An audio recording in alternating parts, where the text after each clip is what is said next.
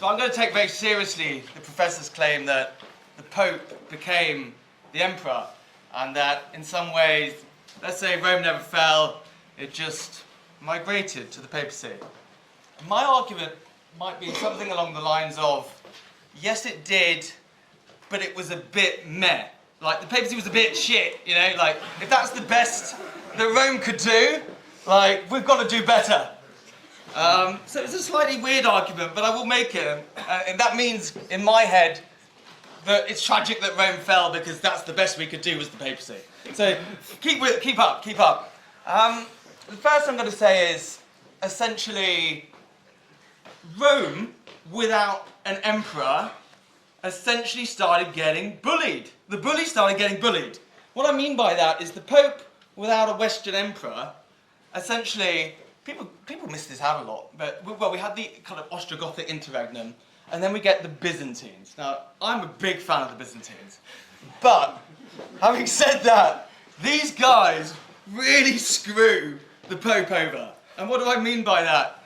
I mean, I don't know if you know the Pope Vigilius. He gets imprisoned in Constantinople just for not keeping up with the latest bit of Greek language over the 3 chapters controversy. I won't even go into that. That's crazy. The next bit is Pope Theodore. He thinks he's safely ensconced in Rome, but actually what's happening there is he's not managed to keep up with the latest theological trend, which is known as monothelitism. There's just one will-ism to me and you. And he gets the entire treasury of the papacy sacked by Romans, Eastern Romans. We don't hear about Romans pillaging Rome, but that's what happened. So the papacy's getting bullied from day dot, right? And the worst bit is these guys are paying taxes. They're paying their taxes, their solidi, all the way to Constantinople. They're giving them all that, and they go, okay, that's all right, we'll give you our money, but, you know, give us some protection, right? The Lombards come marching in, right? There's no protection. These are the most useless mafia in Constantinople you've ever known, right? So first you've got the papacy that's bullied by the Byzantines, right? And then you think, okay, we've got Stephen III, he's a clever chap. He's not going to get bullied no more. No. He rocks over the Alps.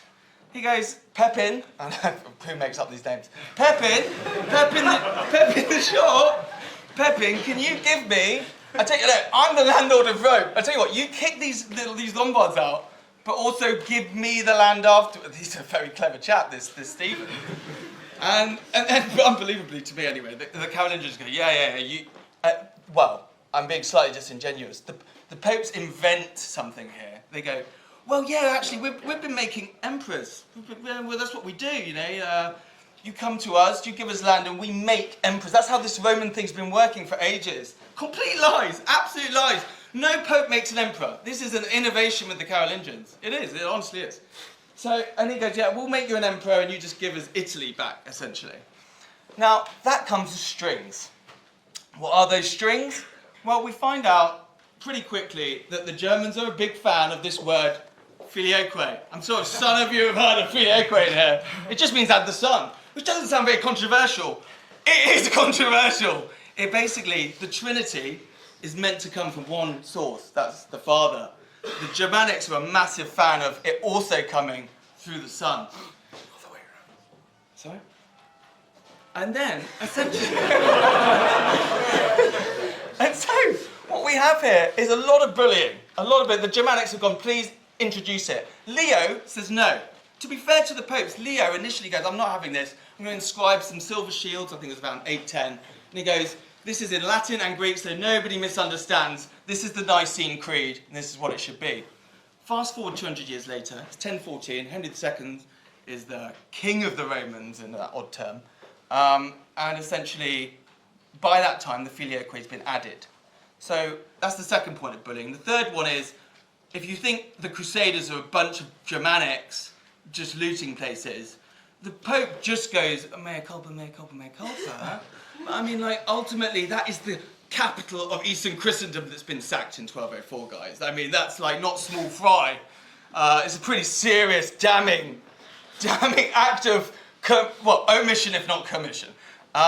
So I want to basically say that what the Pope did at this point, you kind of want to admire the papacy. There's no single Pope. But you want to admire the papacy because they kind of go, this is enough. We can't get bullied by the Byzantines and the Germanics. What we need to do is build up into like a supranational. He's like the EU of the time. Like, he's like, we're going to be bigger than you guys, so we don't get bullied anymore. Which would be like kind of cool, right? But it's also really not. In the awful sense that they then become invested in a load of social issues that are basically what we would call regressive. I don't really like the term. Let's just say vested powers. The kind of thing where you're using power for power's sake rather than, the point of principle being you're the papacy, so you should be doing it like through faith or power is a means to something greater, let's say.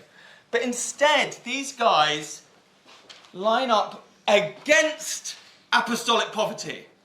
I mean, there's a little bit of an irony to me, at least, that the heir of St. Peter is then rejecting Luke 10, which is technically, all the apostles are hearing this, according to Luke, going, Luke 10, something along the lines of, if you would be perfect, sell all your goods, kind of thing.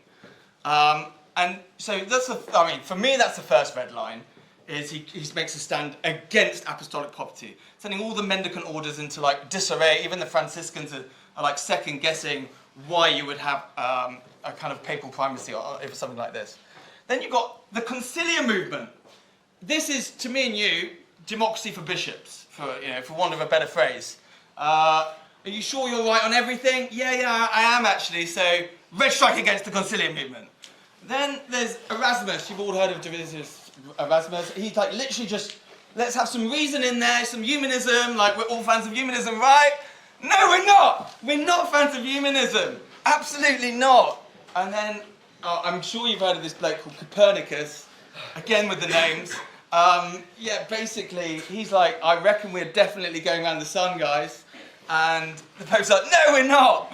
That's another red mark. So what I'm trying to build up here is a sense that, essentially, there's regression in a sense that the papacy is becoming invested in a load of movements that aren't really, biblically aligned.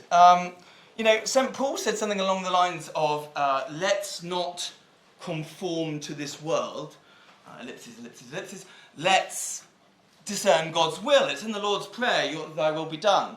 And instead the papacy just doesn't fall into line with this pretty basic precept. Instead it starts to be associated with wealth and ignorance. When I say the Catholic Church to you guys today, I get 1,000 people in a room, I'll probably get 500 opinions. And the point is that when you look at the universal church, let's say in something like, 5th century, the key's in the name. It's called the universal church. Sure, you've got some Arians around there and you've got some, something over there. But the point is that they're all part of the universal church. Does anybody know how many Catholics there are as a percentage of Europe today? Just like a vague guess. Give me a fraction.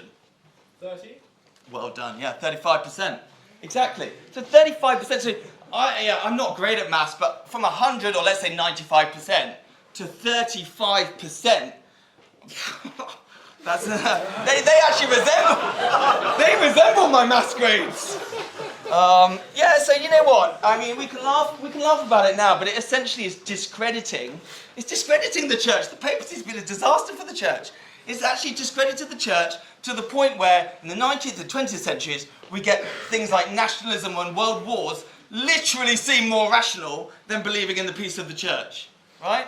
And that's a disaster. That to me is an absolute disaster. So what I'm saying to you guys today is, I don't even think anyone on our benches are going, you know what, we're all really nostalgic for Rome, let's put on a toga tomorrow. I don't think anyone's saying that. I honestly don't. What we are saying is the failure of the Roman Church to develop some sort of healthy relationship with the secular arm of government has resulted in a lot of dysfunction. And that has affected deeply its ability to evangelize today. So the fall of Rome is bloody tragic because the papacy is what we've ended up with. Thank you very much.